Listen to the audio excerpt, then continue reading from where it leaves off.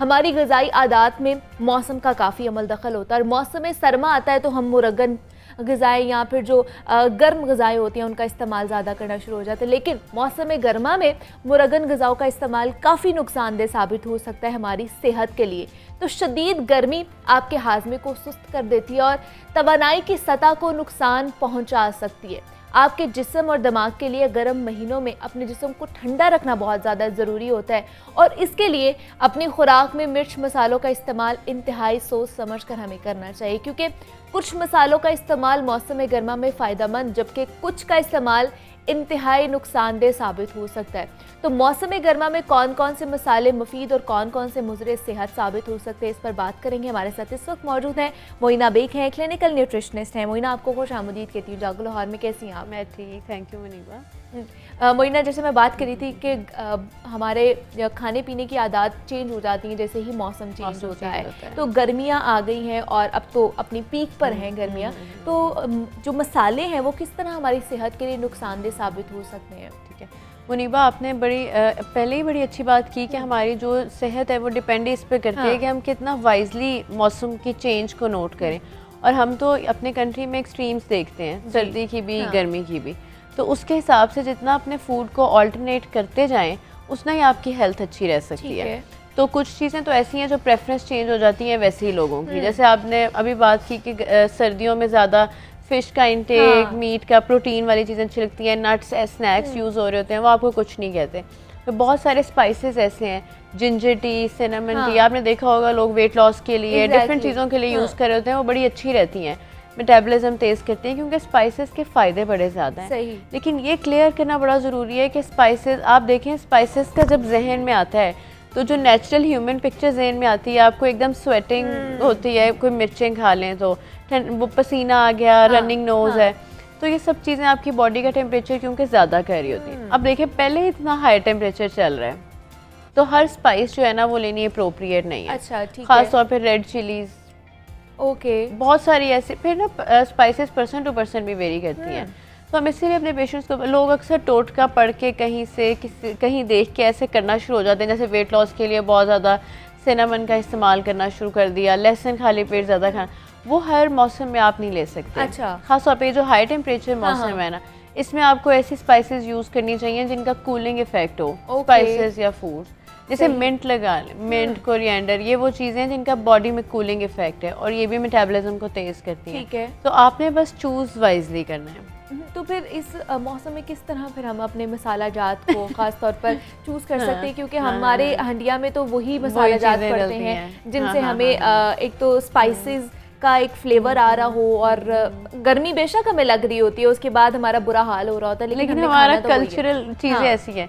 ये बात आपकी बिल्कुल ठीक है, वो चीज़ें जो हम ये नहीं रूटीन में, अब स्पाइसेस के बगैर हमारी कुजीन ही ऐसी है कि हमारा स्पाइसेस के बगैर गुजारा नहीं है। लेकिन उसमें ये है कि आप थोड़ा सा मॉडरेशन में इस्तेमाल करना शुरू कर दें, उसके साथ कॉम्बिनेशन में ऐसी चीज़ें बनाएं। लेट्स से हमारी बिरयानी एक बड़ी स्पाइसी खानों में आती है, तो आप साथ मिंट योगर्ट ले लें, वो बैलेंस आउट होना शुरू हो जाती हैं चीज़ें। आप वेजिटेबल्स का इस्तेमाल बहुत ज़्यादा करें, वाटर कंटेंट अच्छा रखें, तो उससे ये नहीं होता कि आपको लगे कि मेरा खाना तो ब्लैंड हो गया, अब स्पाइसेस के बगैर मज़ा नहीं आ रहा। वो थोड़ी लिमिट में भी रहेंगी, लेकिन इन कॉम्बिनेशन आप दूसरी चीज़ें ले सकते हैं साथ। सही है। उसका एक कूलिंग इफेक्ट डालने के लिए।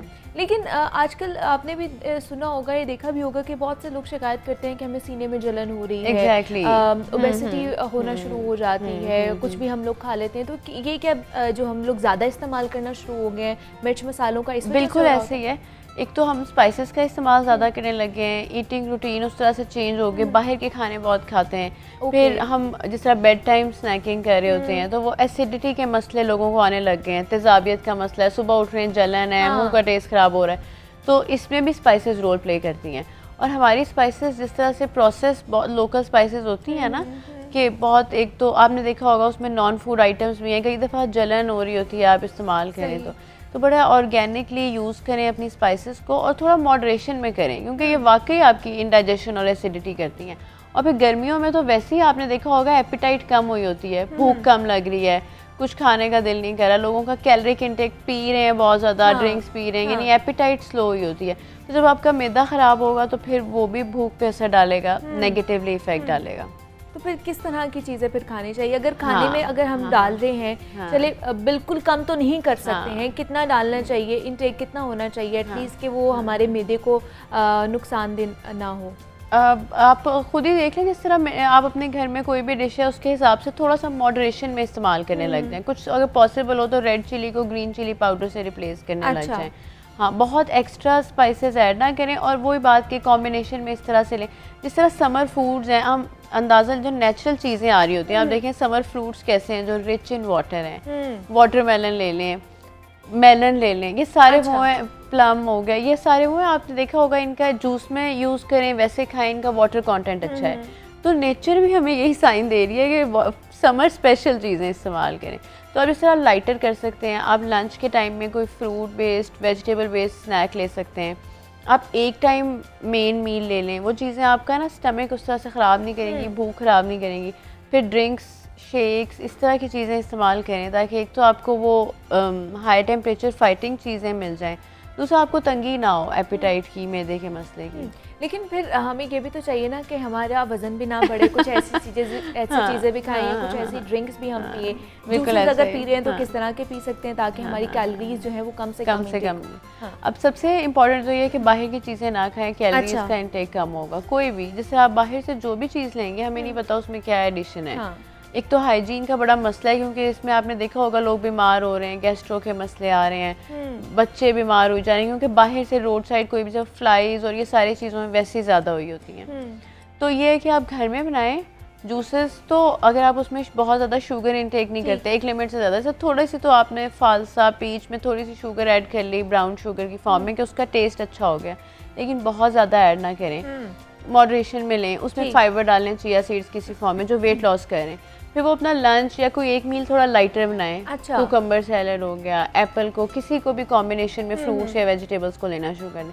तो एक तो ये कैलोरीज कम देंगी, दूसरा ये समर में वैसे हेल्प करेंगे, यानी कूलिंग इफेक्ट डालेंगे। योगर्ट बेस्ड स्मूदीज बच्चों के लिए, बड़ों के लिए, ठीक है। हाँ, तो उसमें यह है कि वाइट शुगर का इस्तेमाल कम, खानों में स्पाइसेस का थोड़ा सा मॉडरेशन में इस्तेमाल कम। तो ये जो गर्मी के पीक के महीने हैं ना, ये अच्छे से गुजर जाएंगे।